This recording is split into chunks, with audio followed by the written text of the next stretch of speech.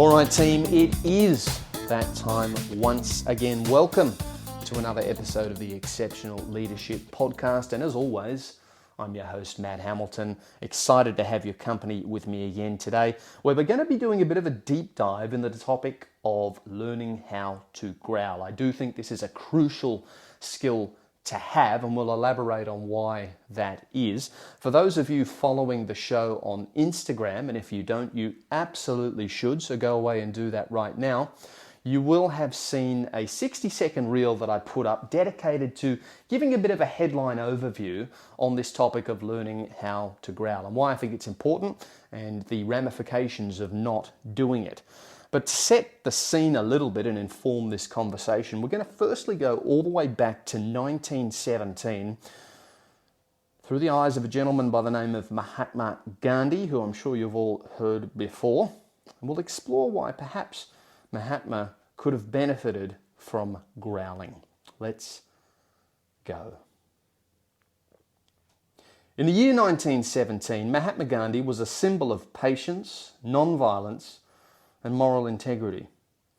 Revered around the world for his commitment to peaceful resistance and his ability to remain calm in even the most difficult of situations, he'd become a beacon of hope for those struggling under British colonial rule.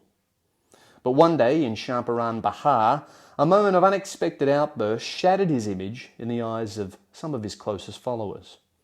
Gandhi had travelled to Champaran to support the local farmers who were being forced to grow indigo instead of food crops by British landlords. The exploitation they endured was horrific, and Gandhi was determined to help them, not with violence, but with peaceful protest and dialogue. His approach had always been to approach these issues with calm deliberation, relying on the power of non-violence to force change. However, during a tense standoff between the farmers and the British authorities, something shifted within Gandhi. A prominent Indian official, a key figure in Gandhi's movement, seemed to be less committed to the cause, showing hesitation and indecision in the face of the growing crisis. This troubled Gandhi, and he began to feel that his cause was being compromised by a lack of action from those around him. So, in a rare moment of frustration, Gandhi publicly rebuked the official, his voice sharp and his tone harsh. His words cut through the air like a storm, stark contrast to the quiet patience that he was renowned for. The very same man who had preached restraint and self-control now appeared to lose his temper. His outburst not only directed at the British, but also his own allies. This sudden shift in demeanour was jarring for many who had admired Gandhi for a long time because of his calm leadership. His followers, who had placed their trust in his unwavering principles, now questioned his judgment. Some were shocked by how far he had gone in criticising a colleague publicly, wondering if this marked the beginning of a different kind of leadership, one driven by frustration rather than moral clarity. In the aftermath, there was a brief but noticeable shift in the movement. Gandhi's patience had always been the foundation of his moral authority, and now it seemed as though that pillar had been shaken. For a moment, many of his followers felt disillusioned, unsure if they could continue to follow a leader who had let his emotions get the better of him. But Gandhi, ever self-reflective, knew that he'd made a mistake. He understood that this was not the path he had chosen, the path of non-violence and restraint, and he worked quickly to reconcile with his followers. Through words and actions, he reaffirmed his commitment to the principles that he'd taught. He apologised for his outburst, taking responsibility for the momentary lapse in judgment. And slowly, he regained the respect of his supporters, and the movement continued with renewed focus. However, for a time, that rare moment of frustration left a mark on Gandhi's legacy. Even the most patient and revered figures, it seemed, could have moments where their emotions got the best of them, reminding everybody that the journey towards self-mastery was never free from challenges. In the end, Gandhi's response to this crisis became a testament to his true character, not in perfection, but in the humility with which he returned to the values he had always championed. And it's an interesting excerpt, and there's a couple of points that I want to pick up very early on, which is that it is possible to recover from a lapse in judgment, so long as that behaviour is not the norm. And for someone like Gandhi, who was obviously revered and renowned as being someone who was very much in control of his emotions, the reason he was able to regain his footing despite that momentary lapse in judgment was obviously because it was so out of character and so far from the norm that people could accept it was a blip on the radar, so to speak. So that is a word of encouragement for all of us who, might judge ourselves a little harshly. You're going to make mistakes. If Gandhi's making mistakes, then you're going to make the odd mistake. So there is some encouragement there. But let's get into the topic of growling. So the reason, and that excerpt illustrates this really well, the reason it's important to growl is to prevent a build-up of emotional pressure. Think of a kettle when it's boiling.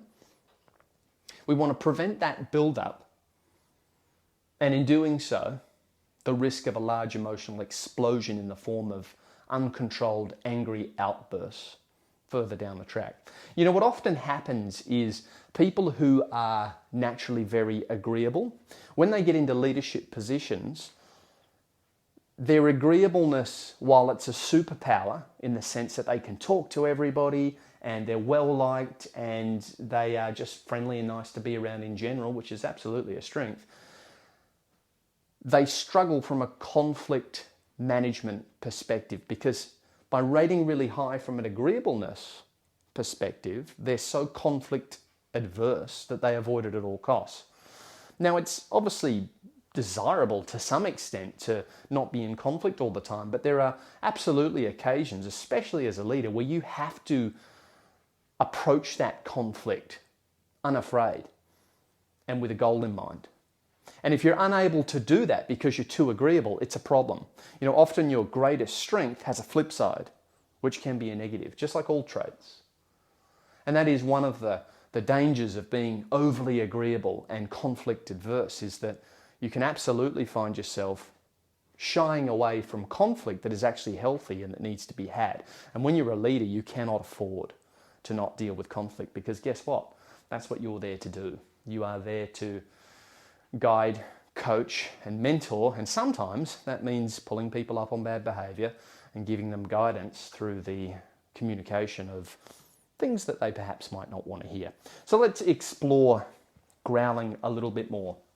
How I envisage it is, and you'll have to determine the schedule depending on the behaviour that you're being exposed to, but the idea of growling in my mind is I am going to pull you up in an objective, calm manner on behaviour that is unacceptable early on, right? So instead of letting it go on for 6 to 12 months, I'm going to observe this behaviour, determine whether it's an aberration or something that is very rare, or on the flip side, a habit of yours, something that you do regularly. And if it turns out to be the case that it is an ingrained behaviour, then as a leader, I am obligated to act. All right, if it's negative to the team, the organisation, and our objectives. And so instead of waiting 6 to 12 months, I'm going to determine that this is a pattern, and I'm going to pull you up as soon as I determine that. Let's say, for argument's sake, that it's a couple of months, a month to a couple of months before I say something. And then I'm going to pull you up again if that behaviour doesn't change after I've let you know the first time. And if the behaviour hasn't changed and we get all the way to 12 months, well then we need to take other action. But the point is that I'm meeting our higher goals and objectives as leaders by being a coach and a mentor, because I'm letting you know with constructive guidance nice and early that these behaviours are unacceptable and they need to change, so tick. I'm doing the employee a favour because I'm giving them guidance and constructive feedback, and I'm giving them a chance to orient themselves in the right direction without subjecting them to negative, uncontrolled emotion. And by dealing with the situation and not just letting it sit, I'm doing the wider team, the wider workforce a favour, because I'm not shying away from something that could be uncomfortable. Now, small growls are better than big explosions of frustration. Let's come back to the kettle analogy. At some point, regardless of how nice you are as a person, you are going to have to vent that emotion eventually. And often that is what happens. You see these really nice people just explode. And you go, where did that come from? Well, you didn't see the 6 to 12 months of provocation that led up to that moment. Everybody has a limit. Some people's limits come a little sooner than others. But everyone has a limit. The reason we want to avoid that is because as a leader, weakness is unbecoming. People rely on us to be strong, a nice, solid, firm, reliable guiding hand. And when you explode at people in frustration, it's viewed as weakness. It creates this air of unpredictability, and people find it hard to trust us when they see that. It signals a lack of control, which is absolutely terminal for a leader. I said we need to be the steady hand. Well, absolutely. How are we going to win that, loyalty, trust and respect if people view us as this loose cannon that just can't be relied on? It's quite unsettling. So it signals a lack of control. So what we need to do to avoid this is we need to, first of all, understand ourselves. Am I adverse to pulling people up on bad behaviour because I'm too agreeable? Am I putting off conversations that need to be had? And once you delve into that and you understand the truth from your perspective, you can put a plan in place to address it. But either way, wherever you end up, it needs to be with the understanding that growling intermittently to avoid those big emotional explosions is the way to go. So what we're going to do is we're going to learn to utilize the pressure release valve approach, and that is by growling a little more frequently. We're going to express our negative emotion nice and early, as I discussed, which reduces the chances of saying something that you regret, the chances of coming across as completely off the rails and out of control. It's hard to pull it back once that emotion gets started and you get on a roll. And it's hard to win people's trust again. I think I've said this before on the podcast, but I'll say it again because it's worth remembering. Some of the best advice that I ever got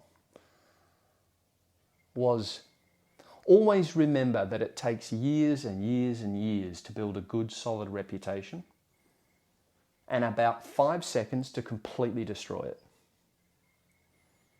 And that is so true. And remember, when you're a leader, you're on a pedestal, you're an example. You might say, well, it feels like we're unable to make mistakes. Look, everybody makes mistakes, but you need to understand that as a leader, whether you like it or not, you are subject to a higher standard. You cannot lead people unless you're willing to accept that.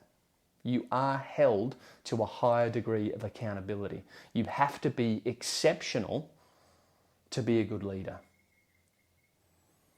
If you want to be average, then leadership's not for you. So the other thing we're achieving by giving this regular feedback, by learning to growl, we're giving really good quality comms to our employees. Because they might go, oh, actually, I didn't realise I was coming across like that. Thank you. Thank you for letting me know. And then they course correct. Awesome outcome. Awesome outcome. You put the coach's hat on, you don't avoid the conflict or the confrontation. You have a good face-to-face chat, and the person has the opportunity to course correct nice and early, which does them a favour. Beautiful. That's the ideal outcome. But if you don't ever voluntarily take on that confrontation, you never give your employee that opportunity. And instead you risk subjecting them to some really intense emotion further down the track. Now, you could say, well, it's their fault for exhibiting that behaviour. Well, actually, no. It's your fault if you haven't let them know beforehand that this is unacceptable. So it's this concept of personal responsibility. We have to be aware. People don't necessarily always know when they're annoying you or doing something inappropriate. We've got to give them that benefit of the doubt. Now, as always, when we're dealing with really nuanced, complex topics, and let me tell you, leadership is very nuanced, probably more nuanced than anything you'll do at work because we're dealing with people. And let's face it, people are incredibly complex. No two people are the same. There are nuances, but there are also exceptions. There are exceptions, and that's what makes this topic of leadership such a rich one to explore. So I used a very key word. I said uncontrolled anger is a bad thing. However, and I advise you to approach this caveat with the utmost caution.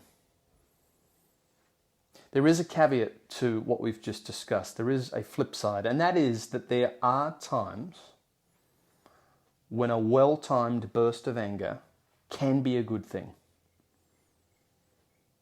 But crucially, it has to be manufactured. It has to be under your control at all times. If you're going to use this approach, it has to be rare. And the situation has to call for it. Maybe it's in relation to safety. Maybe it's in relation to people, let's think in engineering and a trades environment, building site environment. Maybe it's when people are acting carelessly and endangering the physical safety of others. Something that requires a more intense response if they haven't responded to your growling along the way. Maybe you need to step it up a little bit to get the message across. It's possible.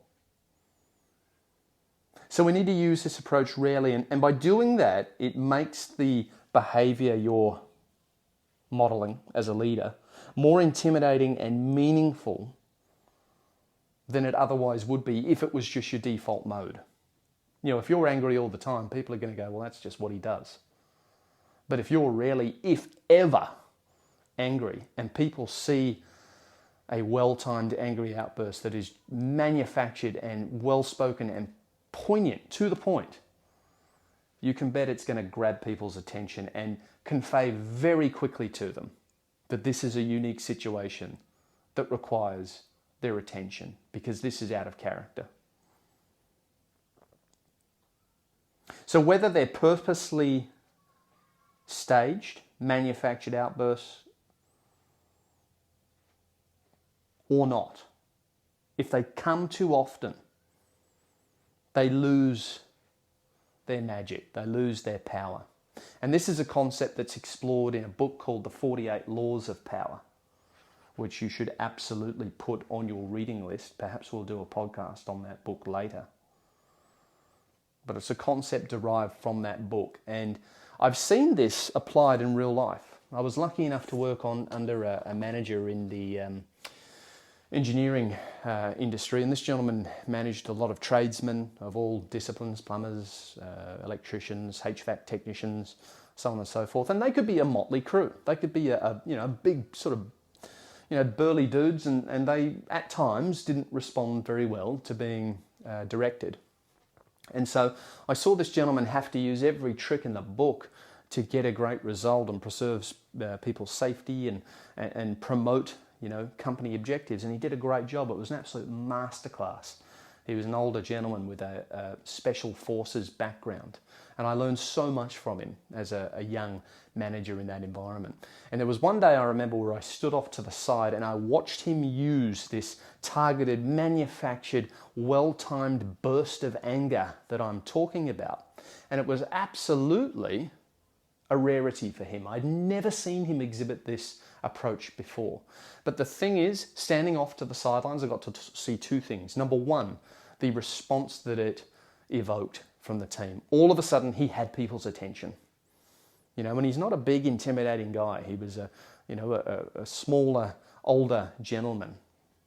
But he spoke powerfully and with purpose, and it got these guys' attention really, really quickly. They knew he meant business. They knew he was serious. And the second thing that I noticed was that he was in absolute control the entire time. So I didn't ever get the sense that the train was off the tracks, so to speak. I recognized instantly, even as a much younger, less experienced leader at that time, I recognized instantly that this was a tactic. He wasn't playing around, but he was in control. And that was a crucial lesson for me. So remember that nuance. Please don't go away thinking that it's okay to just have angry outbursts all the time. It is something to be used rarely. And if you never have to use it, that would be preferable. But perhaps on the very odd occasion, if the message isn't getting through and people's safety is at stake, and you've growled along the way, maybe there's a time to try that as a last resort. All right, guys, remember that. Remember to growl. Hopefully that helps. Thank you again for joining me. Before I do sign off, on whatever podcast app you get this podcast on, please subscribe, leave us a nice 5-star review, follow the show on Instagram. That would be wonderful. And perhaps check out the LinkedIn Community of Practice group that I created, the Exceptional Leadership Community of Practice. There's a link to the Instagram and the LinkedIn in the show notes, as always. And just finally, there is also a send us a text button, which basically gives you the ability to ask me anything you want. Maybe you want something in particular discussed on the show. If you would like to perhaps float a topic idea for discussion, flick me a message on that link. I'll get it in my inbox and then we can see if we can make that happen. Until next time, guys, I'll see you later.